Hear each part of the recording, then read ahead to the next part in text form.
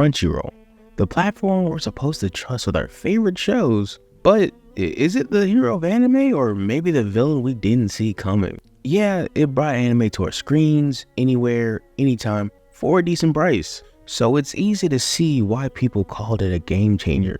But, and it is a big but, as it grows, some fans are starting to ask, is Crunchyroll really helping the industry, or just building itself up into an anime monopoly? Today we're diving into what Crunchyroll's growth means for anime, for us as viewers, and maybe even for piracy. Stick around, because at the end we might uncover something Crunchyroll doesn't want you to think about. Hey, welcome to the channel. It's me, Retro. Thanks for coming by. Stick around for a minute. I want to talk to you about something really cool. I promise it'll be fun. Just watch the whole video. Let's start at the beginning, with Crunchyroll's rise from a fan-made site to a global platform. In 2006, it wasn't even legal, just a bunch of fans uploading shows for free. But then it went legit. It signed the deal with studios and became the official place to watch anime in the West. So anime fans who wanted to support the industry finally had an option besides DVDs or sketchy sites or 4-part uploads on YouTube.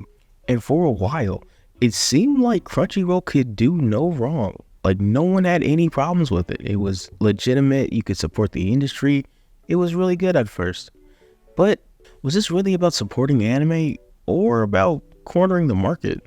After all, now that they had this huge catalog, a lot of loyal fans, and almost zero competition, so they shift focus. And here's where it gets interesting. At first, Crunchyroll helped anime spread in ways we'd never seen. But then something changed. Suddenly we saw price hikes, deals that didn't help the viewers, and even mergers. And guess what? Crunchyroll now isn't exactly the indie fan dream it once was. So where's the money going? Okay, so let's be honest. When we pay for a subscription, we expect it to benefit the anime industry. Or, at least some of it goes back to the people making the show, we would hope. RIP Mappa staff. But here's the shocker.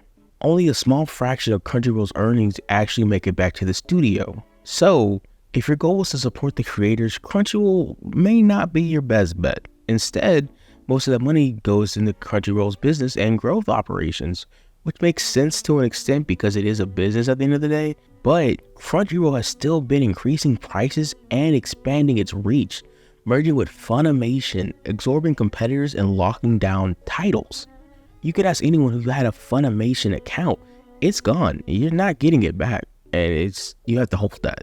It's easy to wonder, are we funding an anime platform or another streaming empire that doesn't have our best interest at heart? So, what's at stake for the fans? That's the question, right? As Crunchyroll grows, what do we, the fans, get out of it? Does this rapid growth of the company do anything good for us? As it turns out, this growth of Crunchyroll may not mean the best for us. Honestly, it means fewer options, not more.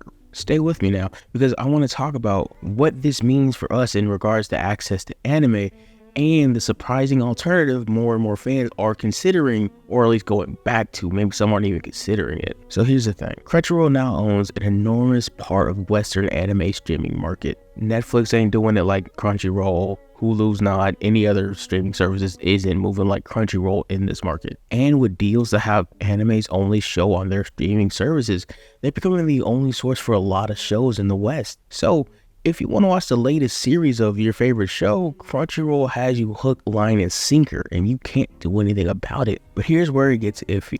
As the platform's influences grow, so does the risk of price hikes, content restrictions, and even limited variety. And with this monopoly-like position, it's also not great for the creators, i.e. the animators in Japan or all over the world working on projects. With fewer platforms to work with, studios lose bargaining power, which means they can get underpaid for their work. So the more power Crunchyroll might actually have means less power for people who actually create the shows you love to watch, react to, and just talk to your friends about. So the question becomes, what do you do? Where do you go, and how do you make change? It might be piracy. So what if Crunchyroll's growth is actually making people consider piracy again?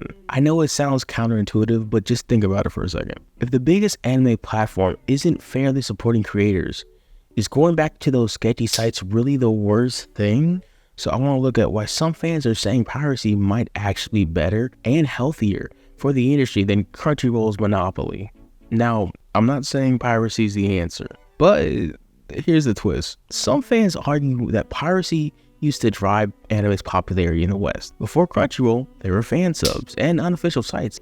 These were the only way to discover new shows in the West, so piracy was how many of us even learned about anime in the first place. But now, with Crunchyroll locking down titles, fans are turning back out of frustration. And here's the kicker. Some fans think that without competition, Crunchyroll has less incentive to improve. Therefore, piracy has become the alternative, a way for fans to access shows without feeding into the monopoly.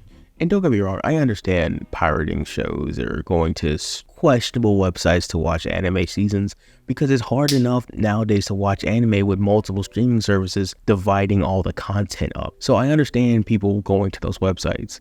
And I feel like if you do go to those websites and you don't want to pay for Crunchyroll, bare minimum, you should officially buy some merch or the DVDs or whatever they release to support the show through another means. I think that's acceptable to some extent. So with that in mind, who is really benefiting? With Crunchyroll growing and prices rising, who's winning here? Is it supposed to be a win for the fans and the creators? But then where's the payoff for us or the studios?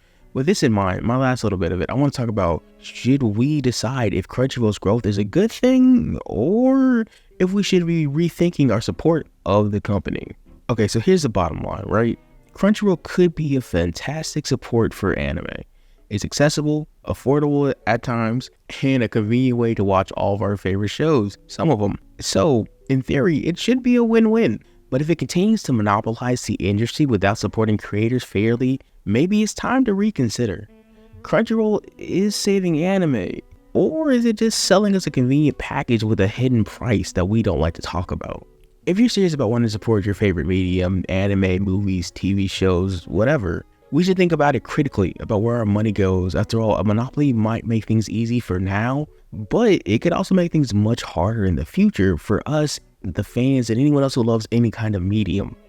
When one entity gets to determine the entire rules for the entire playfield, it only benefits the person or the medium on top, i.e. Crunchyroll in this case, or i.e. any other streaming services. So what you need to make that decision for is if you believe that it's okay and it'll get better to continue to support this, or will you decide that I want to look at different options? And I'm not even going to say piracy, just something different, another way to go about this medium, or maybe find another streaming service that you want to support, or maybe start one of your own. Be the one that starts the change you want to see. So yeah, thanks for sticking around. And hey, next time you hit that Crunchyroll subscribe button, ask yourself, are you actually helping anime grow, or are you just really feeding the Crunchyroll machine at this point? Thanks for listening if you got this far. Like, subscribe, and all the other fun stuff. Thanks again. Okay, outro skit time.